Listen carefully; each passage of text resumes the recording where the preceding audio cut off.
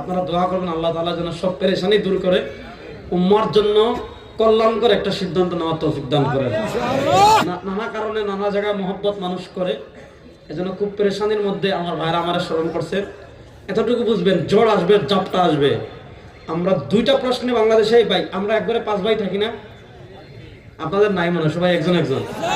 একাধিক ভাই থাকলে ঘরে মাঝে মাঝে লাগে না? লাগে না, লাগে না তো আপনি না লাগলে তো আচ্ছা বলেন, আপনি যদি বলেন লাগে মাঝে, তো আপনি মানুষ, আপনি ফিরিস্তা, আপনি দুনিয়াতে কাজ কি আসমানে যান? আপনি যদি বলেন আপনার ভাইয়ে ভাইয়া জীবনেই লাগে নাই, মন কালাকালি হয় নাই, তর্কাতর্কি হয় নাই, তাহলে আপনি দুনিয়াতে কাজ কি রে ভাই? আপনি জানগা, আপনি তো ফিরিস্তা। ভাইয়ে ভাইয়ে লাগে, মন মালিন্য হয়, কিন্তু যতই মনোমালিন্য থাকে, কেউ যদি বাপরে মসজিদে গালি দেয়, বাপরে জুতা মারে, ভাইয়ের দ্বন্দ্ব থাকে না, ঐক্যবদ্ধ হয়ে যায়। ঠিক তেমনি ভাবে আমরা রাজনৈতিক ভাবে আমাদের দেশে বিরোধ থাকবেই। এটা গণতান্ত্রিক রাষ্ট্র, কেউ বিএনপি করবে, কেউ ইসলামী আন্দোলন করবে, কেউ জামাত করবে, কেউ এনসিপি করবে, যার যেমন চায় তা করবে। কিন্তু ইসলামের প্রশ্নে, আল্লাহর প্রশ্নে, কোরআনের প্রশ্নে, নবীর প্রশ্নে, এই ৫৬,০০০ বর্গ মাইলের স্বাধীনতা সার্বভৌমত্বের প্রশ্নে পৃথিবীর কারো সাথে আপোষ করবো না, এই ব্যাপারে ঐক্যবদ্ধ থাকবো। ফ্যাসিবাদের প্রশ্নে ঐক্যবদ্ধ থাকবো। কোন ফ্যাসিবাদকে বাংলাদেশে আমরা রাষ্ট্র দেব না। ফ্যাসিবাদের বিচারের প্রশ্নে সবাই ঐক্যবদ্ধ থাকবো।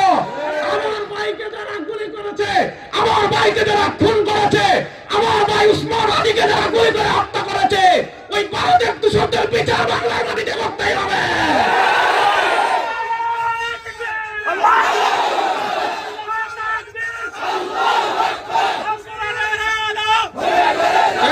প্রস্তুত আছেন না সবাই? ইনশাআল্লাহ ভারতের আধিপত্যবাদ মোকাবেলা করার জন্য প্রস্তুত আছেন না ভাই?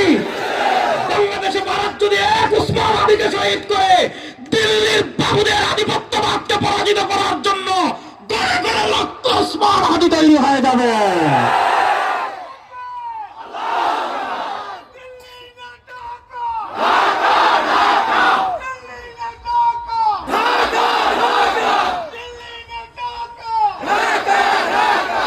আল্লাহ আমাদের সবাইকে এক এবং এক থাকার তৌফিক দান করুন। আল্লাহ আমাদের সন্তানের মতো দেশকে ভালোবাসার তৌফিক দান করুন। আল্লাহ আমাদের বাংলাদেশকে আধিপত্যবাদী সকল ষড়যন্ত্র থেকে হেফাজত করুন। আল্লাহ আমাদের সবাইকে এক এবং নেক হয়ে দেশকে নিয়ে ইসলাম এবং মানচিত্র নিয়ে এগিয়ে যাওয়ার তৌফিক দান করেন।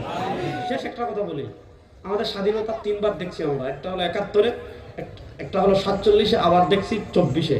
আমরা ৭১-কেও মানি, ২৪-কেও মানি, ৪৭-কেও মানি।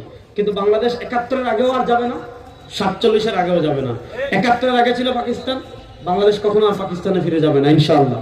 ৪৭-এর আগে আমরা বাংলাদেশ, ভারত, পাকিস্তানে এক ছিলাম, বাংলাদেশ পাকিস্তানেও যাবে না, বাংলাদেশ দিল্লিতেও যাবে না। বাংলাদেশ বাংলাদেশই কিয়ামত পর্যন্ত থাকবে ইনশাআল্লাহ। এজন্য আমরা ইসলাম, দেশ, মানবতা সবকিছু ধারণ করে আল্লাহ তাআলা আগামীতে ঐক্যবদ্ধ বাংলাদেশ গড়ার তৌফিক আমাদের সবাইকে দান করেন।